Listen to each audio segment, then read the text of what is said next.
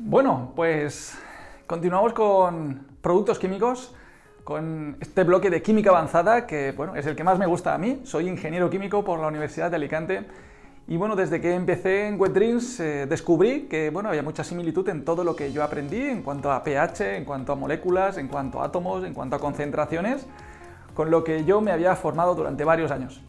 Así que es lo que pues, me he dedicado muchísimo tiempo a profundizar, a entender, a ver qué está ocurriendo en una piscina y de esta manera, bueno, pues nos ayuda a poder atacar mejor cuando hay problemas especiales o dificultades con las algas y a elegir mejor pues, unos productos químicos u otros. Y esto es lo que he preparado aquí en este bloque extenso donde bueno, vamos a descubrir mucho a nivel molecular qué está ocurriendo ahí dentro y mucho también sobre diferentes productos químicos. También os voy a ayudar con el material escrito que acompaña a este máster para que tengáis más información y podáis ampliar el conocimiento. Y sobre todo, bueno, pues a nivel práctico, no quiero hacer de este bloque una clase de química pesada, densa y aburrida, sino que, bueno, pues voy a tratar de que entendáis a nivel molecular qué está ocurriendo, a que veáis el efecto o el no efecto de algunos compuestos y para que os ayude en el día a día cuidando y limpiando piscinas. Así que arrancamos con este bloque de química avanzada, donde lo primero de todo queremos ver pues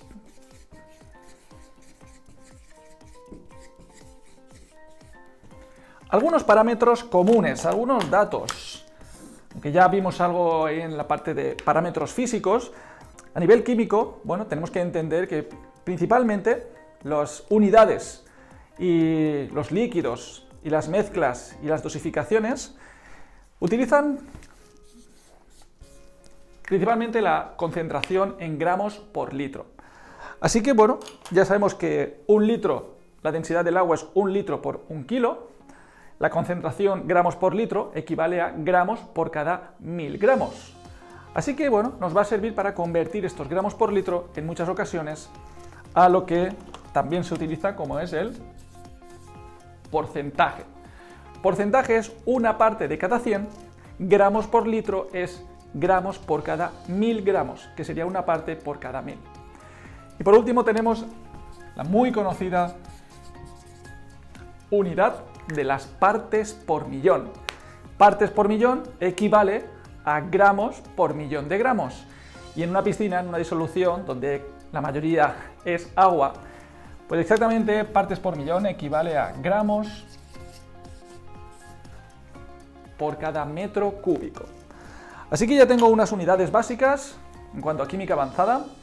Quiero que a partir de ahora, bueno, pues tengáis esa soltura a la hora de calcular. Haremos varios ejercicios para que tengáis esa soltura y, bueno, pues entendáis muy bien cuando aparecen esas dosificaciones, cuando nos digan estos 2 ppm, 3 ppm, pues cuánto producto podemos añadir y lo tengamos siempre metido en nuestra mente. Vamos a entrar un poquito más porque lo que vamos a hacer ahora es coger el microscopio y vamos a hablar un poco de átomos, de moléculas. Vamos a descartar estos 3 elementos porque átomos son simplemente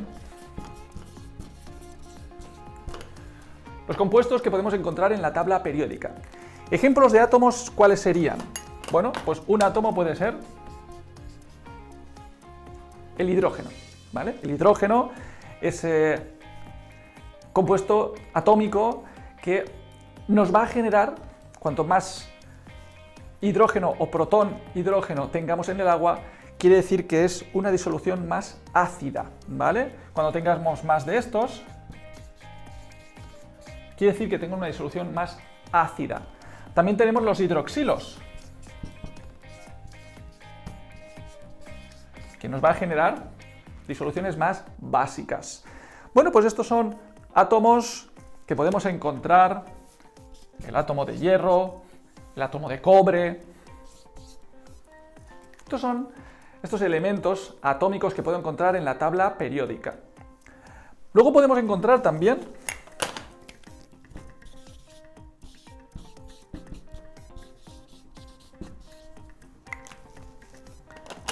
moléculas. Y las moléculas simplemente será pues esa combinación de átomos.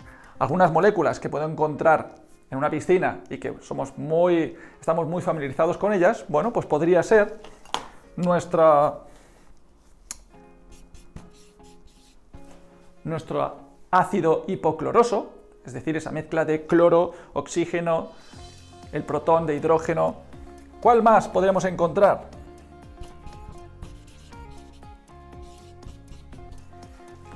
Nuestro hidróxido sódico, que es este incrementador de pH. Si veis en los contenedores, bueno, pues por ejemplo el de este, pH+, al final es hidróxido sódico. Y quiero que os familiaricéis ya y que leáis cada vez más lo que aparece aquí detrás, donde pone composición. Por aquí. Y aquí podemos ver composición hidróxido sódico entre un 10 y un 20%. La verdad es que el rango es bastante amplio, no es lo mismo un 10 que un 20%. Así que hidróxido sódico, otra molécula que puedo encontrar. Puedo encontrar ácido clorhídrico, que también lo tenemos muy conocido. Así que todo esto serán moléculas. Y por último, quiero que también entendáis que existen los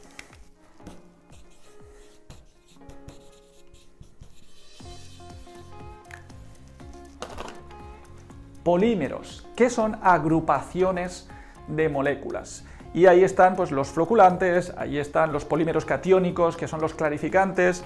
Así que los polímeros pues simplemente serán muchas moléculas juntas.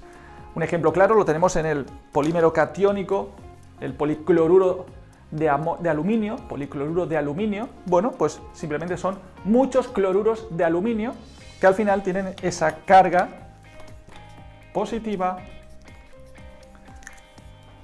y se adhieren a las cargas negativas, que suelen ser esas moléculas de polvo en suspensión. Bueno, pues ya entendemos un poquito más de química profunda, lo que es un átomo, lo que es una molécula, lo que son los polímeros.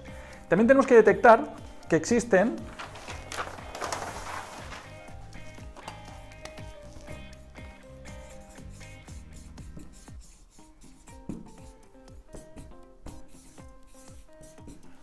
moléculas con carga positiva y moléculas con carga negativa. Y esto es importante detectarlo porque es lo que se va a adherir por cargas electrostáticas, porque es lo que me va a afectar a la alcalinidad, porque es lo que me va a afectar a las corrientes parásitas, y muchas veces pues esto es lo que me está generando dificultades y un problema importante en el agua. Así que moléculas con cargas. Y por último tenemos las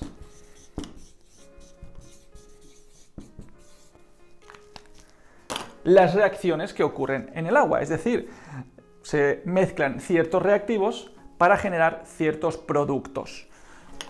Podríamos tener un reactivo A más un reactivo B para dar un producto C más un producto D. Y si recordáis en las clases de química, pues siempre se ponía la flecha no solo en una dirección, sino que podía ser una reacción reversible. Porque las reacciones dependen mucho, principalmente, de la temperatura y de la presión. Habitualmente, si yo subo la temperatura, la reacción se mueve hacia la derecha, hacia la generación de productos. Por eso decimos que, oye, pues cuando yo aplico calor, en las épocas de verano, todo ocurre más rápido. Bueno, pues simplemente subo la temperatura y digamos que genero más cantidad de productos. Lo mismo ocurre con la presión. Presión y temperatura habitualmente afectan igual a la reacción de productos. Y una reacción básica que tengo por aquí, para que podamos verlo con datos concretos, pues es nuestra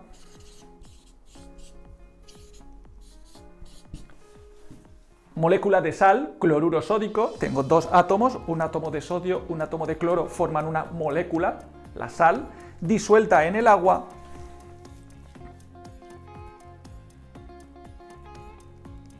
que nos genera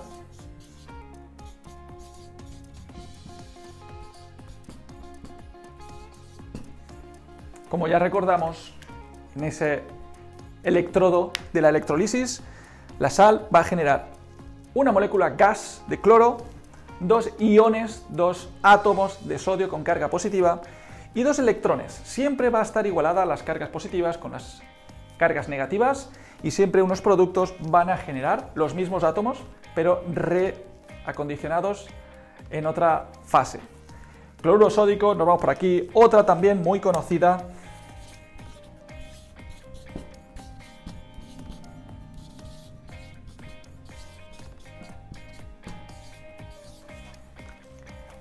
Si colocamos nuestro hidróxido sódico en agua, pues nos va a generar el ion sodio y el ion hidroxilo. Este ion hidroxilo es el que nos va a hacer que el pH aumente. Ahora ya empezamos a detectar que, bueno, hay dos compuestos básicos que van a aparecer muchísimas veces. Cuando aparece el ion hidroxilo, el pH va a tender a subir. Cuando aparece nuestro ion, como aparece aquí,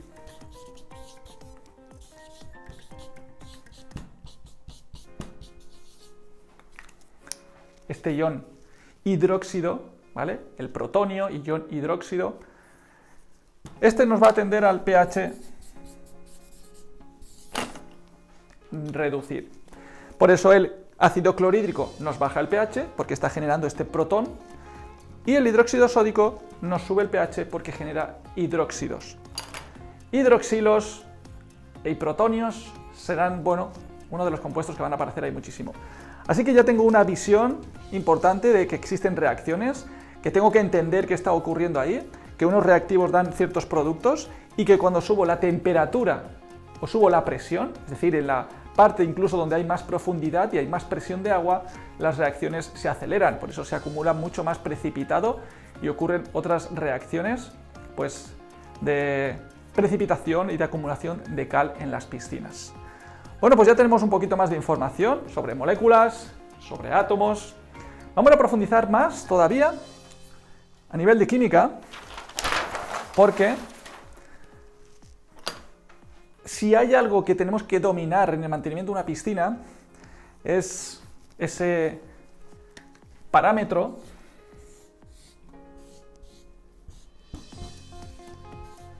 llamado el índice de saturación de Langelier. Ese índice de saturación de Langelier sabemos que está basado o que tiene en cuenta muchos aspectos. Uno de ellos, más común, es el pH.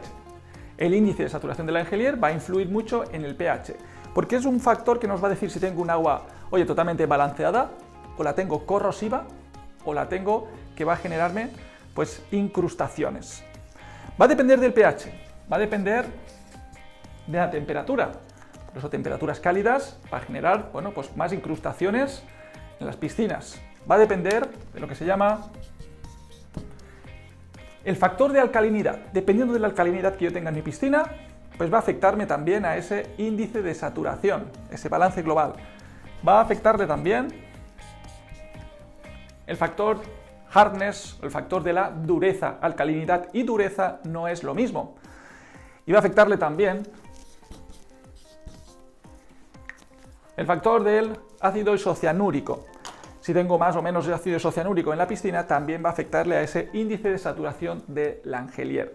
Todo esto lo trabajamos con más profundidad en el curso de mantenimiento de piscinas. Simplemente es una fórmula muy sencilla de utilizar, pero os recomiendo que midáis para ver cómo está vuestra piscina de balanceada. Lo ideal es tener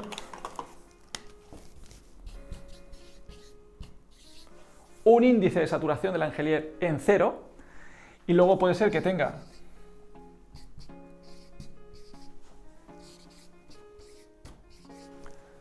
por encima de 0.3 o por debajo de 0.3.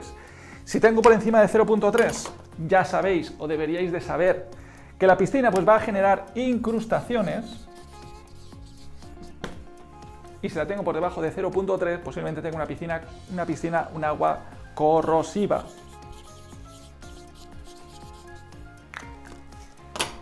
Os voy a dejar la fórmula de nuevo para que la tengáis presente, y simplemente pues es una fórmula donde el índice de saturación de Langelier cogerá el dato del pH, si es 7, 7.1, 7.2, 7.5, el factor de temperatura.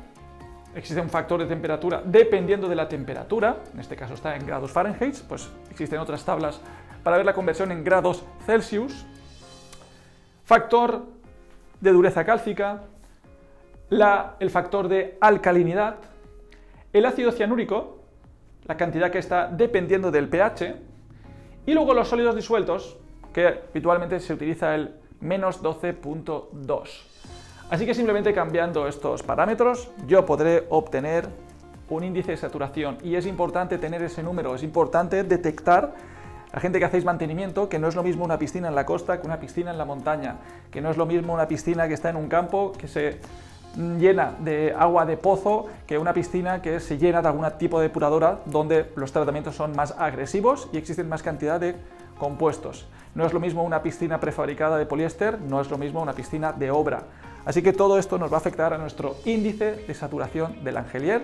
Por eso es importante medirlo para cuando vayamos a dosificar. Sabemos cómo podemos regular y balancear nuestra piscina. Es muy sencillo tener una piscina controlada, pero también es muy sencillo descontrolarla y que luego pues nos afecten lo que vamos a ver a continuación, que es posiblemente todo lo que puede ocurrir. Algunos elementos que podemos utilizar para la medición, os los muestro aquí. Así que para medir cómo tengo una piscina, tipo de agua, lo que puedo encontrar ahí, pues tengo el método básico que son las tiras analíticas. Simplemente extraeremos la tila, 2-3 segundos en agua y compararemos con el colorímetro que aparece en los envases, y ahí podemos ya detectar de manera cualitativa pues esa medición de si necesito más cloro, si tengo exceso de ácido isocianúrico, si la alcalinidad está baja o muy alta. Método tiras, método gotas, tiene un poquito más de precisión porque la graduación es más concreta, se puede detectar todavía más variaciones en los colores. A mí me gusta mucho, así que método de gotas, método líquido. Con gotas tenemos lo que es el indicador del rojo fenol y del orto no sé qué, pero este es muy rápido. Simplemente cojo una muestra, recordad de tomarla a unos 20-30 centímetros para que no afecte la suciedad en la superficie, las cremas y los productos. Le añadimos las 4, 5 o 6 gotas, dependiendo del kit a la marca que lo compréis, pues pondrá que hay que añadir 4 o 5 o 6. Y luego también tenemos el mismo kit, pero en lugar de los reactivos líquidos, los reactivos van en pastillas, material sólido. Aunque cuesta un poquito más de disolver, también son muy precisos, Y como vemos, simplemente hay que medir una escala graduada de colores.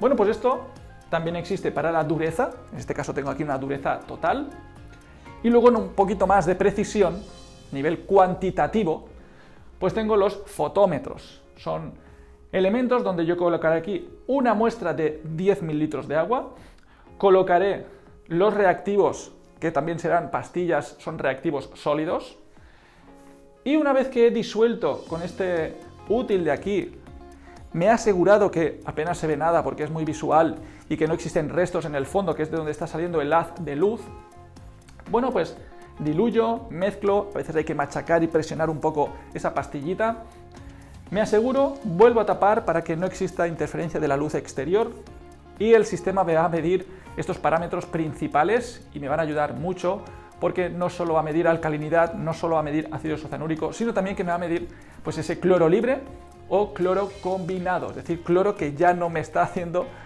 el uso de desinfectar. Bueno, pues algunos elementos para la medición en este bloque, en esta sección de química avanzada. ¿Qué más necesitamos aprender de aquí? Bueno, sabemos que tenemos nuestro famoso ácido hipocloroso. Nuestro ácido hipocloroso, que tenemos aquí,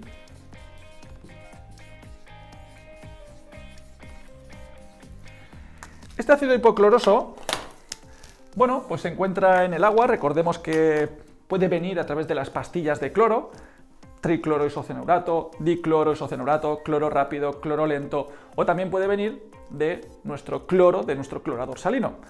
Y así que vamos a obtener nuestro ácido hipocloroso, que es esta molécula. Bueno, pues resulta que este ácido hipocloroso se puede descomponer en nuestro protón de hidrógeno y nuestro hipoclorito. Este es nuestro hipoclorito.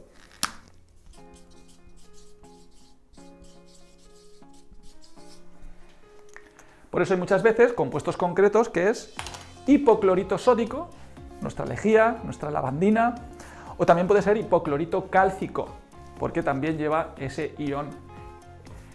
Aquí en esta imagen lo que podemos ver es que este ácido hipocloroso se descompone en hipoclorito o puede volver a ácido hipocloroso. Bueno, pues lo que nos interesa es tener este ácido hipocloroso, fracción de ácido hipocloroso que tengo en el agua en función del pH. Es muy importante medir el pH y controlar el pH. A un pH, como dice aquí, de aproximadamente 7, tengo un 60%.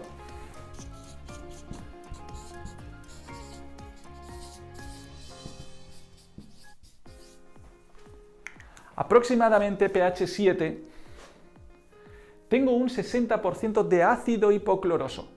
¿Qué pasa cuando tengo un pH 8? Pues mira lo que me dice, pH 8 solo tengo un 20%.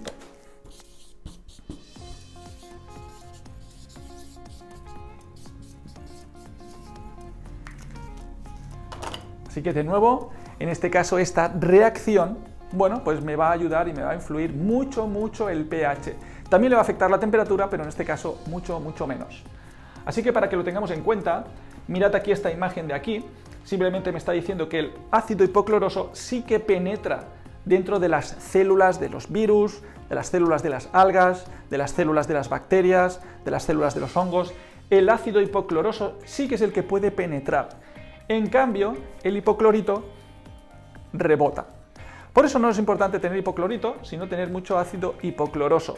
Bueno, lo que hacemos cuando añadimos hipoclorito sódico, hipoclorito cálcico, es simplemente con el pH adecuado me lo llevo a ácido hipocloroso. Ahora ya entendemos un poquito más a nivel molecular qué está ocurriendo. Ahora entiendo la importancia de tener el pH.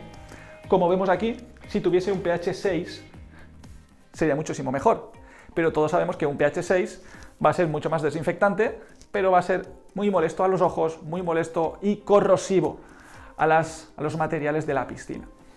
Así que, para que entendamos un poquito más la reacción, como vemos aquí, el cloro que nos llega de la piscina, pues también va a generar nuestro ácido hipocloroso.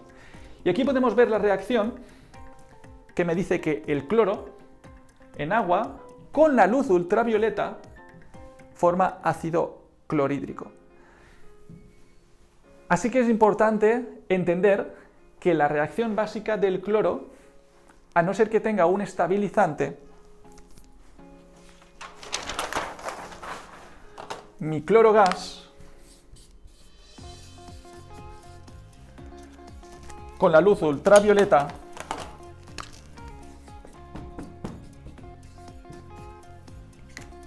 se descompone muy rápidamente.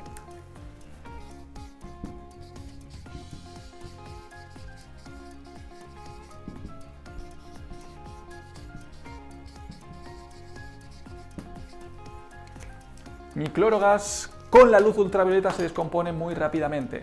Si tengo cubiertas, reduciremos el paso de luz y mantendremos y descompondremos mucho menos. Si generamos o filtramos por la noche ese cloro por la noche, todavía va a retener más porque no existe luz. Son las ventajas y consideraciones que tengo que tener en mi piscina cuando estoy añadiendo clorogas desde mi clorador salino.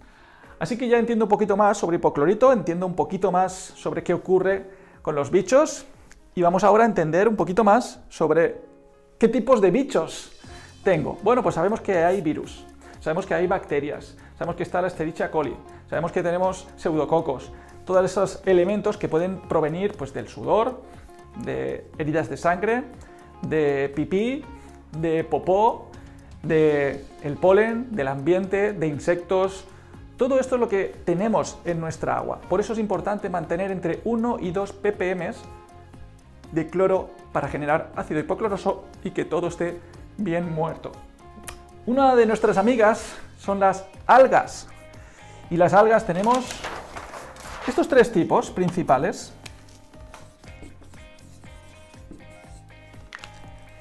Para que entendamos un poquito más, que tendremos las algas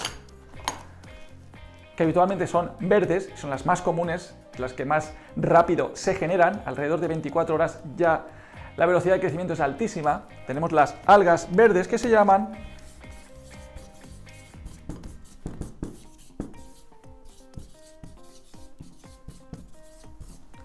las clorofitas, vienen de la clorofila y por eso son de color verde. Pero luego tenemos otras que son las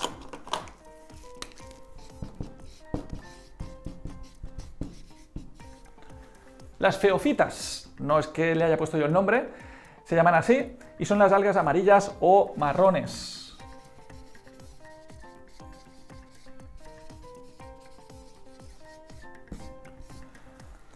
Son más resistentes, son más difíciles de eliminar, son más resistentes a los productos químicos, a los algicidas, más resistentes también a los desinfectantes comunes. Y bueno, pues necesitan esos tratamientos a veces un poco más agresivos y sobre todo cepillar porque se anclan muy bien a superficies porosas. Por último tenemos las, voy a poner en color negro,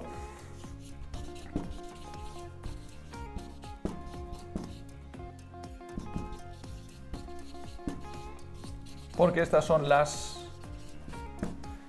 negras, son las cianobacterias, son un tipo de alga muy resistentes, son las algas más prehistóricas, las que más tiempo han sobrevivido a lo largo de los años. Y estas son las típicas algas negras, esa alga mucho más resistente, cuesta mucho más de destruir, hay que cepillar y hay que añadir pues, más cantidad de desinfectante. He estado leyendo muchísimo sobre algicidas, sobre los productos químicos que se utilizan, en foros también donde se habla mucho, y os digo ya que el método más eficaz, sobre todo para eliminar todas las bacterias, es el cloro. Es cloro choque, desinfección y cloro choque varias veces, ¿vale? Cuando son más resistentes. Cepillar y cloro es el desinfectante más eficaz. Los algicidas simplemente son, bueno, pues inhibidores del crecimiento, pero el que la va a destruir va a ser el desinfectante cloro. Así que os lo dejo aquí sobre la mesa para que lo entendáis, para que lo utilicéis, que al final las algas hay de muchos colores y las más resistentes pues también se matan con cloro. Y simplemente los algicidas son para inhibir el crecimiento y también, bueno, pues son, digamos, entre comillas, poco biocidas, esos algicidas. ¿Bien? Bueno, pues ya tenemos esto sobre algas, tenemos esos tipos de elementos que podemos utilizar para eliminarlas y algunos de ellos os los muestro aquí. Tenemos pues, algicidas, desinfectantes, Algiclean, Depistemar. Mirad lo que pone aquí, especial piscinas de poliéster, liner, electrólisis salina. ¿Qué quiere decir esto? Que este Algiclean ha sido diseñado y formulado sin sulfato de cobre, sin sulfato de cobre. Otro algicida concentrado, también coloca aquí, especial piscinas, poliéster, liner, sin cobre, sin sulfato de cobre, porque recordemos, y luego lo veremos con más profundidad, que el cobre inhibe el cloro y también genera manchas y dificultades en la cloración salina. Y aquí tenemos un elemento especial, es el Algae Black. Algae Black, bueno, pues tiene una formulación distinta y sobre todo el Algae Black sí que tiene sulfato de cobre. Así que al loro, porque esto también tenemos que tenerlo en cuenta, hay que darle la vuelta a los recipientes, hay que ver qué tenemos por detrás para saber en qué momento esto me puede afectar o me puede dañar la piscina o algún elemento. Bueno, pues algunos elementos para eliminar algas verdes, pero ya os digo que lo mejor es la desinfección. Mirad lo que ocurre a nivel químico, a nivel molecular. Bueno, pues tenemos aquí nuestro elemento que es el dicloro y simplemente el dicloro isocianurato, pues es este elemento que tiene el estabilizante, el ácido isocianúrico, pues tiene esta fórmula. Como vemos tiene dos átomos de cloro, esta molécula tiene 2 átomos de cloro. Cuando lo pongo en agua, pues me genera ácido isocianúrico, es decir, es estabilizante, y mi ácido hipocloroso. Por eso el compuesto dicloro, que es ese cloro rápido, pero tiene un poco de estabilizante, me genera mi desinfectante ácido hipocloroso. Aquí tenemos varias fórmulas de esta molécula, tenemos el dicloro, tenemos el tricloro, este es el cloro lento, tricloro isocianurato, este es el cloro lento, y bueno, pues aquí tenemos nuestro ácido isocianúrico, simplemente tiene 3 moléculas de oxígeno, que cuando se rompe, pues está manteniendo este producto en el agua. El ácido isocianúrico, recordad que se va acumulando, no se destruye. Pero mirad este gráfico que he encontrado, que es muy visual, y dice: comparación de los niveles de cloro residual libre, es decir, qué cantidad de cloro libre tengo en el agua, con la presencia o no de ácido isocianúrico. Bueno, sin estabilizador, mirad lo que ocurre. Tengo aquí alrededor de 2,5 ppm, al cabo de 1 hora se ha consumido la mitad. Al cabo de 2 horas se han consumido casi el 75%. En 3 horas, prácticamente cero. En 3 horas, si no tengo ácido isocianúrico, el cloro que tengo desaparece, cloro libre. En cambio, con ácido isocianúrico, mirad lo que ocurre, dura muchísimo más. Al cabo de 3 horas, prácticamente tengo prácticamente la misma cantidad. Por eso es importante, cuando utilizo un clorador salino, añadir al menos 20-25 ppm de ese estabilizador para que me retenga y no me haga que se pierda y se rompa con el sol nuestro cloro ácido hipocloroso y que se descomponga. Así que ya entendemos un poquito más qué necesito de este ácido isocianúrico, ya veo un poco más cómo se forma el dicloro y el tricloro, simplemente es el compuesto que estamos utilizando, cloro lento o cloro rápido. Más cosas sobre química. Bueno, vamos a hablar ahora de las cloraminas.